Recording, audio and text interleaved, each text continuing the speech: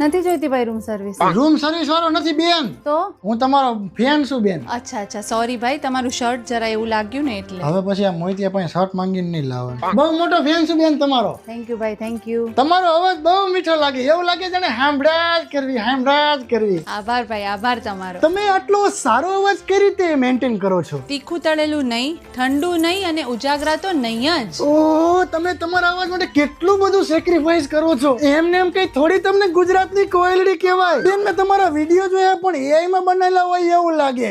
ખરેખર આટલું પબ્લિક હોય ખરું? એ ભાઈ એ શું બોલો છો? બોલતા પહેલા વિચાર તો કરો. એકવાર રૂબરૂ આવીને જોવો તો ખબર પડે. ના ના બેન, હું નતો એવું કહેતો. આ તમારા ભાઈબંધો એવું કહેતા હતા. હું તો તમારો ફેન, હું થોડું એવું કહું કે. હા તો તમે ને તમારી ટોળકી બધા પહોંચી જજો આજે. કેટલા વાગે આવી બેન? 9 વાગે આવી જજો. 8:30 અહીંયા ઉભા આવીશું. હા સારું.